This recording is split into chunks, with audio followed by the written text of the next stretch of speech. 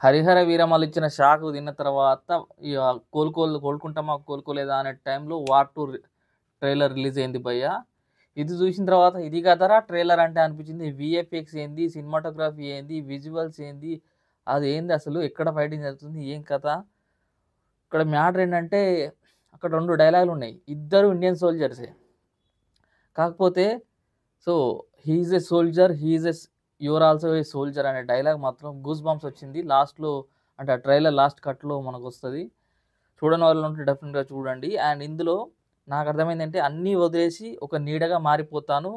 ఊరు పేరు లేని రూపం లేని నీడగా మారిపోతానని యష్‌రాజ్ గా అయ్యాది 'హృతిక్ రోషన్' చెప్పడం జరిగింది. 'హృతిక్ రోషన్' అంటే ఇందులో సోల్జర్. మన 'ఎన్టీఆర్' గారు కూడా సోల్జర్. అంటే ఈయనే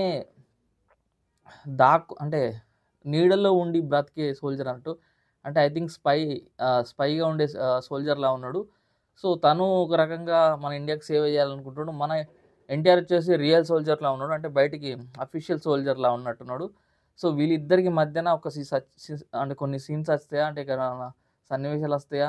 లేదంటే ఏం ప్రాబ్లమ్స్ వస్తాయో తెలీదు. ఇండియా కోసమే ఇద్దరు పోరాడబోతున్నారు.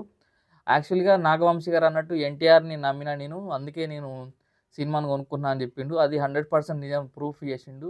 ఆహ్, నమ్మడం ప్రూఫ్ చేసి అంటే ఆయన నమ్మడం కరెక్టే అని ప్రూవ్ చేసిండు. ఎందుకంటే ఈ ట్రైలర్ చూసిన తర్వాత ఎన్టీఆర్‌కు టీజర్ చూసినప్పుడు ఎన్టీఆర్‌కి అంతగానం లేదు. ఎన్టీఆర్ విలన్ ఏం లేదు అంతగానం అని అనుకున్నాం గానీ, విలన్ అయినా, హీరో అయినా ఏదైనా గానీ చాలా చాలా డెప్త్ ఉన్న మూవీ. మీరు ట్రైలర్ చూసిన తర్వాత ఎన్టీఆర్ ఏందన్నది ట్రైలర్ చూస్తే అర్థమైపోతుంది. ఎన్టీఆర్‌కు అసలు సీన్‌లే లేవననుకున్న వాళ్ళకు ఇది చూస్తే తెలిసిపోతుంది. మంచి చెడు తప్ప ఒక పాపం మంచి చెడు, తప్పు, ఒప్పు, పాపం, పుణ్యం తెలియకుండా అంటే కనికరం లేకుండా అడ్డొచ్చిన విలన్స్‌ని ఎసుకుపోయే క్యారెక్టర్ అనుకుంటా ఎన్టీఆర్‌ది. డెడ్ బిఫోర్ డిసానర్ అంటే డిసానర్ అంటే హానర్ అంటే రెస్పెక్ట్. సో, ఆ గౌరవం పోయేలోపు ఆహ్, చనిపోవాలని 'హృతిక్ రోషన్' అంటుంటే సర్వీస్ బిఫోర్ సెల్ఫ్ నాకన్నా ముందు అంటే మన దేశానికి సేవ చేయాలనేదే ఎన్టీఆర్ గారి లక్ష్యంలో అనిపిస్తుంది. India first, India first. ఇద్దరు ఇండియా ఫస్ట్, ఇండియా ఫస్ట్ అంటారు. ఇండియా కోసమే పోరాడుతుర్రు.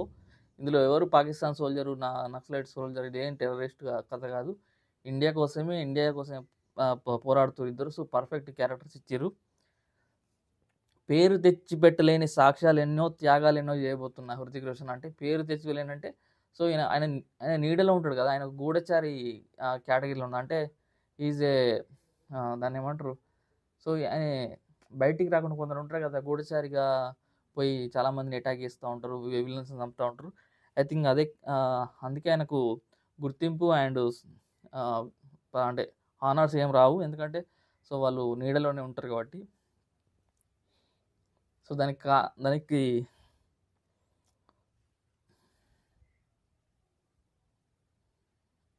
యుద్ధంలో ఒక ఆయుధాన్నయితా చస్తా లేకపోతే చంపుతా అనే ఎన్టీఆర్ డైలాగ్ కూడా చాలా చాలా బాగుంది. India first, India first, India కోసమే. ఇది మాత్రం పక్కా. 'వార్ 2' ట్రైలర్ చూడండి. పెద్ద ర్యాంప్ ఉంది. Thank you.